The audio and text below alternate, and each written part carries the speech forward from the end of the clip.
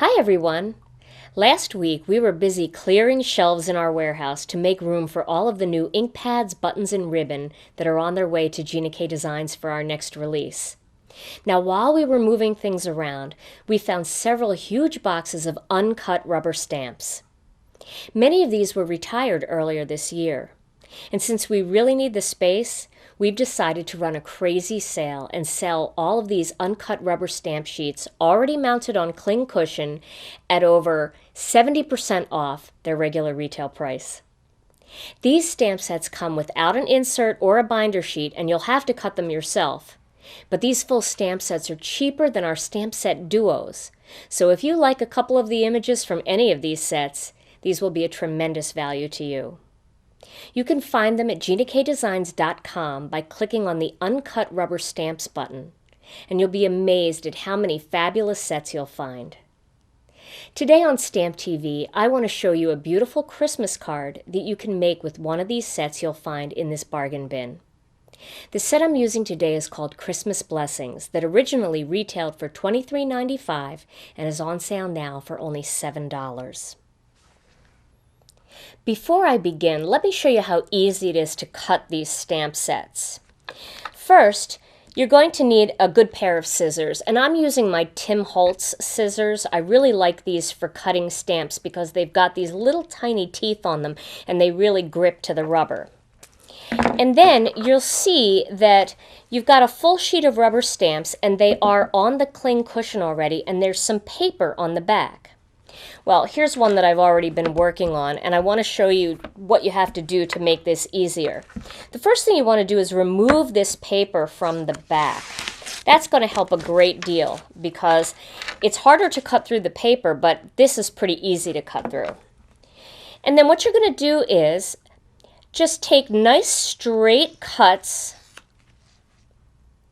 and cut the image out kind of big, like around the image where it's not super close. And then once you've gotten this far, then you can start to trim out the image just by making closer straight cuts. You can see how I'm doing that. The key to making any kind of stamps that you have to cut to make it easy is to have the right scissors.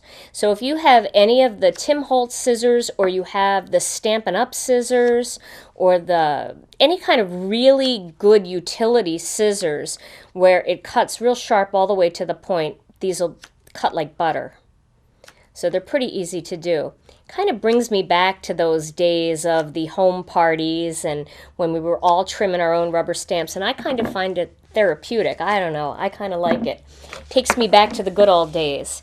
And then this stamp now is all pre-cut, and because it has the cling cushion, it'll stick right to your acrylic block just like our pre-cut ones, and you can use it, clean it, and then if you have any of our binder sheets already from your other stamp sets, you can flip one over and stamp these sets on the back because binder sheets can be used front and back. So you already probably have some storage capability at home already. So that's how easy it is to cut. Now I'm going to show you some of the tools and products you're going to need to make this card project. First, you're going to need some ink, and I'm using the Memento Tuxedo Black ink. I'm going to be using a bunch of Copic Markers today, and I'll tell you the color numbers I'm using. I'm going to use BG10, which is Cool Shadow. I'm going to be using YR15, which is Pumpkin Yellow. I'm going to use R17, which is Lipstick Orange. I'm going to use R46, which is Strong Red, and then I'm going to use the Copic Colorless Blender if I need it. That's just my standby marker. We'll see how it goes. And then you're going to need some of the 1/4 inch pop dots, and then something to cut out the greeting. It could be a punch, it could be an electronic cutter. I'm going to use 2 of the Spellbinders dies. I'm going to use the oval, the standard oval, and the scalloped oval die for that. Then I'm also going to use a Cuttlebug folder. This is the Swiss Dot one of my most favorite Cuttlebug folders. You see me use this all the time. I'm also going to use some adhesive, and I like the Tombow Mono adhesive. This is the dot style adhesive. I really like that. I'm going to glitter up my card here with a Sakura Jelly Roll pen. This is the Clear Star Stardust Pen. And then we are doing a blog hop in a couple of weeks with Faber-Castell, and they sent us some really cool products to try. And I tried this Pitt artist pen in white, and I fell in love with it, and so I'm just going to show it to you early, and I'll be showing it to you again in a couple of weeks when we do our blog hop. But this pen is just amazing. So if you see these out there in the art supply stores or in the hobby stores, grab one. I love the white one. Then I'm going to use two of the stamps from the Christmas Blessings set. I'm going to use this poinsettia flower, and then I'm going to use the greeting that says Christmas Blessings. For cardstock, I have some of our Gina K Designs Cherry Red, some fresh asparagus. I've already pre-Cuttlebug this piece, and I'm going to be using some of our white cardstock. Now, I started out with a strip of white, so let me clear a little space here. I started out with a strip of our layering weight white cardstock, and I'm going to ink up this poinsettia flower from the Christmas Blessings set. And then I'm going to stamp this randomly along this strip. I'm going to start in the middle, and I like to start in the middle when I'm doing any kind of a strip going across, because then you get real even spacing without it looking too patterned, but it still looks really nice and even. And then I'm going to fill in down here, like that. I'm going to fill in up here. Let's turn it so it's not too patterned. At least they're all not going the same way. Do the same things over here. One here. And one more down here, like this. There we go. Here I have another piece of white cardstock and the Christmas Blessings greeting. I'm going to ink that up and stamp that right with enough space, more toward the middle a little bit, and that's going to allow me to cut that out with this die. You can see that that is a nice fit there. So I'll be cutting that out with the die, and then I'll be making a layer with the scalloped oval. Well, there is my group of poinsettias, and I want to show you how I color this. I'm going to start with the R46, which is the strong red, and I'm going to begin to color this just all over the place with no shading or anything like that. Just want to give it some nice solid color. And it's okay to color over those little dots in the center. We're going to accent them a little bit later with that Pitt pen, and I want to show you how beautiful that looks. But just color these all around.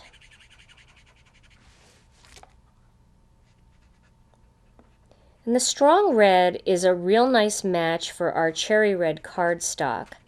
It has a little bit of pink in it, and I kind of like that. I am going to be mixing this with some more orangey reds, but it really does look nice, even though this one has a little bit of pink to it.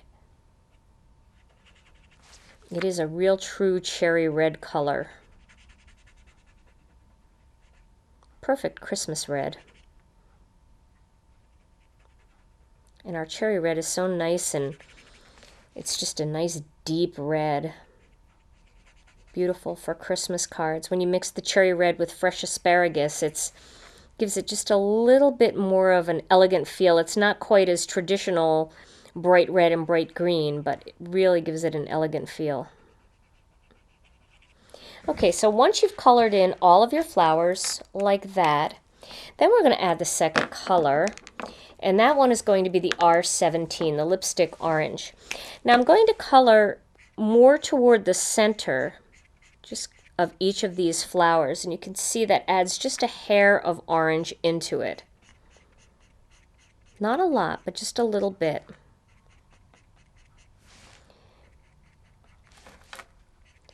And a lot of this is a little bit difficult to see, but as long as you have the right color names, you can try this on your own. And when you're actually doing it live in front of, you know, with lights on it while you're working, you'll really be able to see the vibrancy kind of coming through. Okay, so now I've added some of that more orangey red, the lipstick orange. Now I'm going to grab this YR15, which is pumpkin yellow, and I really want to create a lot of that orange in the center by adding that yellow, and you can see that starting to pull up some of that red and add that orange glow. And as it starts to dry, it seems to even get a little bit lighter.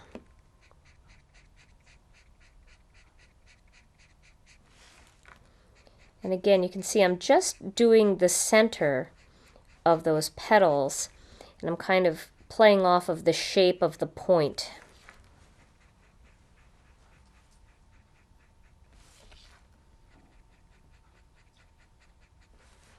Now, if this isn't vibrant enough for you and you want a little bit more vibrancy, you want a little bit more of that yellow to show through, you can grab that colorless blender and pull a little bit of color off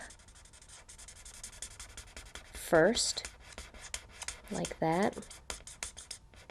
See how that's pulling some of the color off?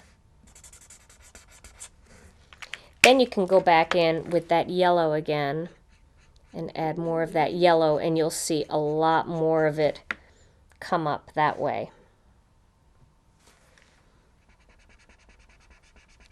Now, for the outside, I want to trace each one of these around the perimeter with the BG10, the cool shadow, just to make these flowers glow. Just going around the outside. You can really see how pretty that looks. And some of that will overlap as you go around the other flowers, and that's okay. It's just going to create a really pretty, almost watercolory look around those flowers and make them kind of pop off the page a little bit more.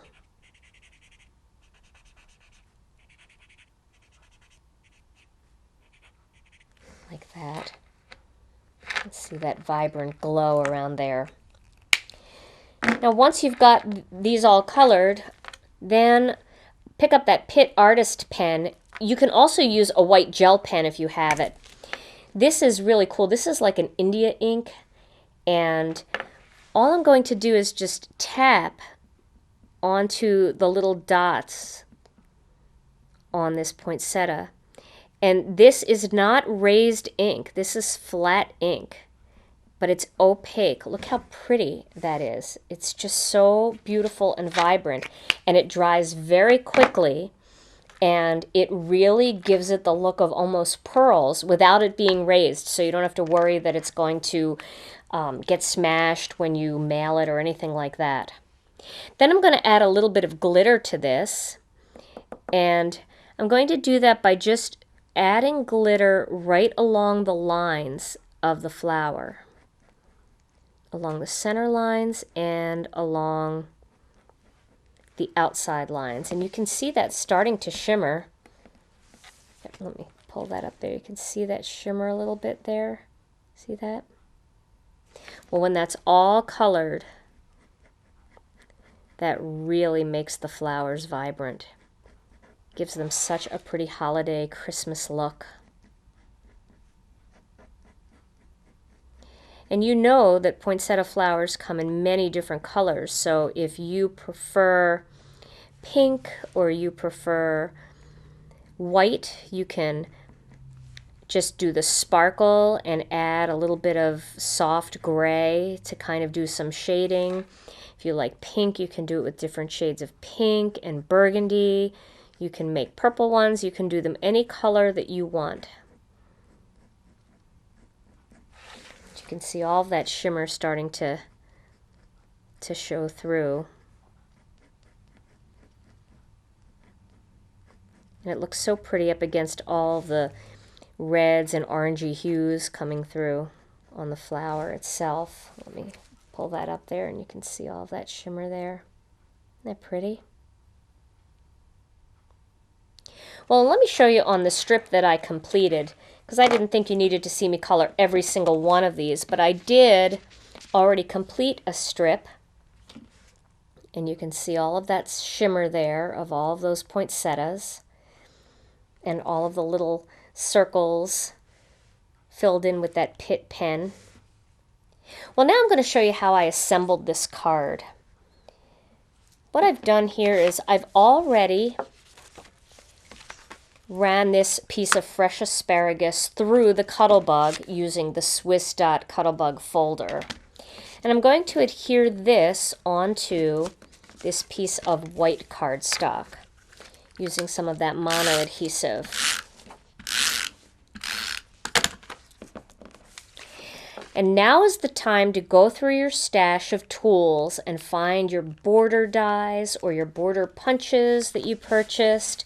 Maybe you have certain cut files on your electronic cutter that you want to use, and find two pretty borders or one pretty border and cut two of them. Now I cut these using a simple silhouette file that I purchased on the Silhouette website for 99 cents.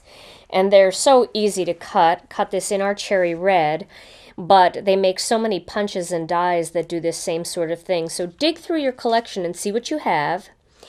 And then what I'm going to do here is I'm going to adhere this panel up a little bit higher onto the fresh asparagus panel. Pick that up. But I want to give myself enough room to get that border in there. So before I press that down too tight, no, I think I'm going to move it down just a hair more, right to about there. And then I'm going to adhere this border, so I'm just going to tape it along the bottom here. And I'm going to pop that one onto the top. Like that. There. And then the other one's going to go onto the bottom.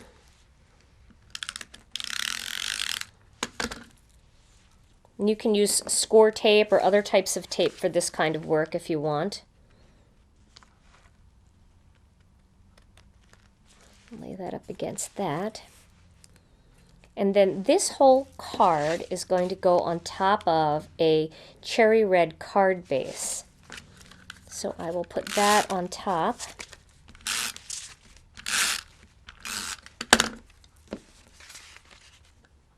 There we go. And then to finish off the front of this card, I pre-cut the Christmas blessings. I had showed you that earlier. That was this with the two dies. I pre-cut that and adhered them together using some of the mono adhesive. And then I put some 1/4 inch pop dots on the back. And this greeting is going to go right on the front, and it's going to overlap on that strip a little bit. So it'll go right in the center here. Like that. And there is my finished card project. These fabulous rubber stamp bargains are only available while supplies last, and they still count toward free shipping and all incentive stamps too. These stamp sets make great stocking stuffers for your hardcore stamping buddies, and with so many fabulous images and greetings packed into these uncut sets, you'll be able to expand your collection on a shoestring.